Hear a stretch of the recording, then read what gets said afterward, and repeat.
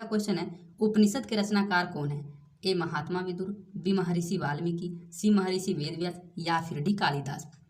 तो ये जो उपनिषद है इसकी रचना किसने की थी? उपनिषद की रचना की थी महर्षि वेदव्यास ने, अर्थात इनके जो रचनाकार है वे महर्षि वेदव्यास जी हैं। तो इसका सही आंसर ऑप्शन नंबर सी हो जाएगा। उपनिषद के रचनाकार कौन है? तो उपनिषद के रचनाकार महर्षि वेदव्यास जी हैं। मंगलम पाठ के रचनाकार कौन है? इस आपके पाठ का नाम ही है मंगलम और पूछा यही जा रहा है कि इस पाठ की रचना किसने की है? महात्मा विदुर ने, महर्षि वाल्मीकि ने, महर्षि वेदव्यास ने या फिर डी कालिदास ने। तो जो मंगलम पाठ के रचनाकार हैं वे महर्षि वेदव्यास हैं, क्योंकि मंगलम पाठ उपनिषद से ही लिया गया है और उपनिषद के रचनाकार वेदव्यास जी हैं। तो वेदव्यास ने जब उपनिषद की रचना की है और उपनिषद से मंगलम को लिया गया, अर्थात मंगलम की रचना भी उन्होंने ही की है। तो इसका सही आंसर ऑप्शन नंबर सी हो जाएगा। मंगलम पाठ के रचनाकार महर्षि वेदव्यास जी हैं। मंगलम पाठ में कितने मंत्र संकलित हैं? मैंने इस पाठ के हिंदी अर्थ में आपको बताया था और अगर आपने इस पाठ की वीडियो को देखा होगा तो आपको जरूर पता होगा कि मंगलम पाठ में कितने मंत्र हैं। 10 मंत्र हैं, 8 मंत्र है, 5 मंत्र है या फिर 7 मंत्र है। तो इस मंगलम पाठ में आपके कुल 5 मंत्र संकलित हैं, अर्थात 5 मंत्र आपको इस पाठ में पढ़ना है। तो इसका सही आंसर ऑप्शन नंबर सी हो जाएगा 5। अनु से छोटा कौन है? अनु से भी छोटा कौन है? आकाश है, आत्मा है, परमात्मा है या फिर संसार है? तो अनु से भी छोटा आत्मा है। तो इसका सही आंसर ऑप्शन नंबर बी हो जाएगा। अनु से छोटा कौन है? तो अनु से छोटा आत्मा है। किसकी जय होती है? सत्य की, असत्य की, क्रोध की या फिर मोह की? तो किसकी जय होती है? इस टाइप के क्वेश्चन का आंसर तो आप जरूर दे सकते हैं कि सत्य की, अर्थात सच्चाई की हमेशा जीत होती है। तो इसका सही आंसर ऑप्शन नंबर ए हो जाएगा। किसकी जय होती है? तो सत्य की जय होती है। बहती नदी कहाँ मिलती है? जो बहती हुई नदियाँ होती है वे आखिरकार कहाँ जाकर मिलती है? सरोवर में, नदी में ही मिल जाती है, समुद्र में मिलती है या फिर तालाब में मिलती है? तो जितनी भी नदियाँ होती हैं वे अपना नाम रूप को छोड़कर अंत में एक समुद्र में जाकर विलीन हो जाती है, अर्थात मिल जाती है। तो इसका सही आंसर ऑप्शन नंबर सी हो जाएगा।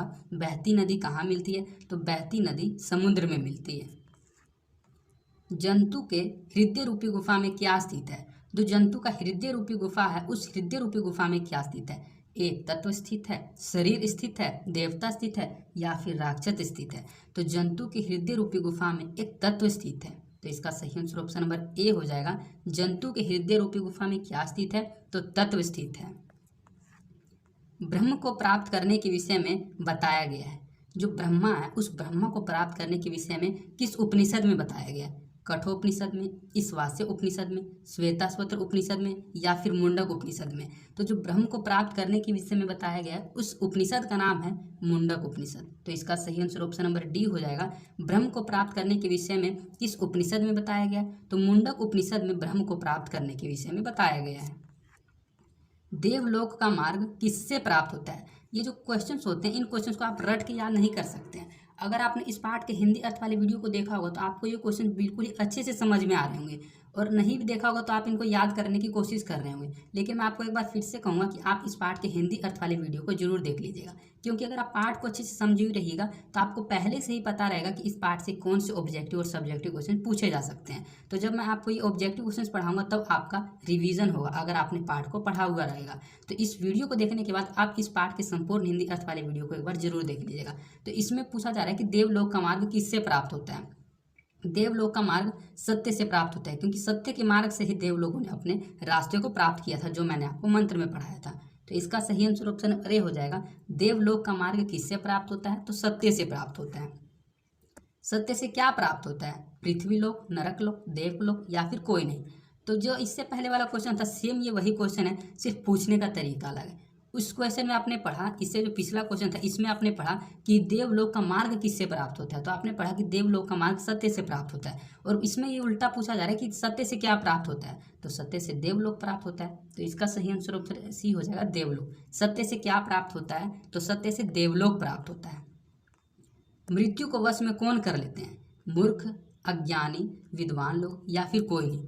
तो मृत्यु को वश में कौन कर सकता है? मृत्यु को वश में तो सिर्फ और सिर्फ विद्वान लोग ही कर सकते हैं। तो इसका सही आंसर ऑप्शन नंबर सी हो जाएगा। मृत्यु को वश में कौन कर लेते हैं? तो विद्वान लोग मृत्यु को वश में कर लेते हैं। किसकी जय नहीं होती है? सत्य की, असत्य की, क्रोध की या फिर मोह की? तो इससे पहले आपने एक क्वेश्चन में पढ़ा कि किसकी जय होती है, तो जय तो होती है सत्य की, लेकिन इसमें पूछा जा रहा है किसकी जय नहीं होती है, अर्थात किसकी जीत नहीं होती है। तो असत्य की कभी भी जीत नहीं होती है। वह हमेशा हारती है। तो इसका सही आंसर ऑप्शन नंबर बी हो जाएगा, किसकी जय नहीं होती है, तो असत्य की कभी भी जीत नहीं होती है।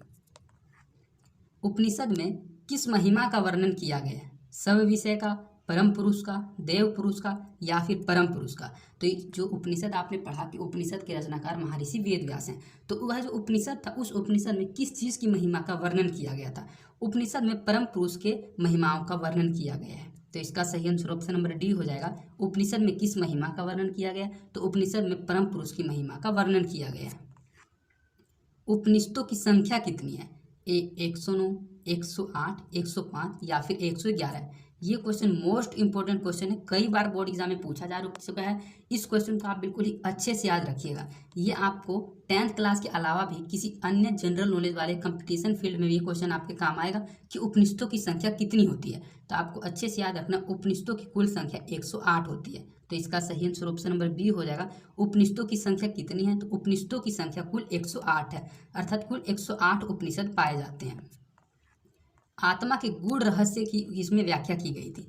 आत्मा के गूढ़ रहस्य की जो व्याख्या की गई थी वह की गई है किस उपनिषद में की गई है, कठोपनिषद में, ईशावास्योपनिषद में, श्वेतस्वतर उपनिषद में, या फिर मुंडकोपनिषद में। तो जैसा कि इससे पहले आपने क्वेश्चन पढ़ा कि ब्रह्म को प्राप्त करने के विषय में किस उपनिषद में बताया गया, तो ब्रह्म को प्राप्त करने के विषय में तो आपने पढ़ा था कि मुंडक उपनिषद में बताया गया, लेकिन इसमें यह पूछा जा रहा है कि आत्मा के गूढ़ रहस्य की व्याख्या किस में की गई है। तो आत्मा के गूढ़ रहस्य की व्याख्या जो की गई है वह कठोपनिषद में की गई है। तो इसका सही आंसर ऑप्शन नंबर ए हो जाएगा, आत्मा के गूढ़ रहस्य की व्याख्या अर्थात वर्णन कठ उपनिषद में किया गया है। परमात्मा की महिमा का वर्णन किस में किया गया है, अर्थात किस उपनिषद में किया गया है, कठोपनिषद में, ईशावास्योपनिषद में, श्वेतस्वतर उपनिषद में, या फिर मुंडकोपनिषद में। तो परमात्मा की महिमा का वर्णन ईशावास्योपनिषद में किया गया है। तो इसका सही आंसर ऑप्शन नंबर बी हो जाएगा, ईशावास्योपनिषद में। आप अच्छे से याद रखिएगा कि किस चीज़ का महिमा का वर्णन किस में किया गया है। इससे रिलेटेड क्वेश्चन एग्जाम में जरूर पूछा जाता है और बच्चे कंफ्यूज हो जाते हैं कि इसका सही आंसर क्या होगा।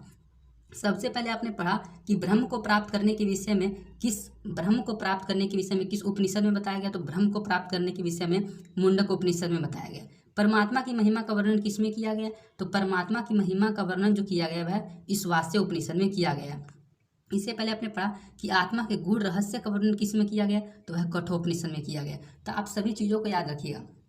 इसका एक क्वेश्चन आगे आएगा, इसको भी आप अच्छे से समझ आइएगा। ज्ञानी लोग और अज्ञानी लोग में अंतर किस में बताया गया, कठोपनिषद में, ईशावास्योपनिषद में, श्वेतस्वतर उपनिषद में, या फिर मुंडकोपनिषद में। तो ज्ञानी और अज्ञानी लोगों में अंतर श्वेतस्वतर उपनिषद में बताया गया। तो इसका सही आंसर ऑप्शन नंबर सी हो जाएगा, श्वेतस्वतर उपनिषद। लेकिन आपने इससे पहले क्वेश्चन में आपको बता दिया मैंने आपको, एक बार और समझ लीजिए। इन चारों उपनिषद को आपको बिल्कुल ही अच्छे से याद रखना है, और चारों उपनिषद में किस चीज़ का वर्णन किया गया ये आपको बिल्कुल ही अच्छे तरीके से याद रहना चाहिए, जिससे आप ऑब्जेक्टिव क्वेश्चन में कंफ्यूज नहीं होंगे। तो मैं आपको एक बार फिर से बता देता हूँ, ब्रह्म को प्राप्त करने के विषय में मुंडक उपनिषद में बताया गया, ज्ञानी और अज्ञानी लोग में अंतर श्वेतस्वतर उपनिषद में बताया गया, आत्मा के गूढ़ रहस्य का वर्णन कठोपनिषद में किया गया है, और इससे पहले जो आपने पढ़ा कि आत्मा का महिमा का वर्णन ईशावास्योपनिषद में किया गया है। तो ये आपको चारों याद रखना है। इसमें पूछा जा रहा था ज्ञानी और अज्ञानी लोग में अंतर किस में बताया गया, तो ज्ञानी और अज्ञानी लोग में अंतर श्वेतस्वतर उपनिषद में बताया गया है। सत्य का मुख किससे ढका हुआ है, तांबा से, चांदी से, लोहा से, या फिर हिरण्य पात्र से। तो अगर आपने मंत्र को पढ़ा होगा तो आपको इसका आंसर जरूर पता होगा, क्योंकि पहले वाले मंत्र में ही था हिरण्यमेन पात्रेन, मतलब हिरण्यमेन पात्रेन, सोने के पात्र से सत्य का मुख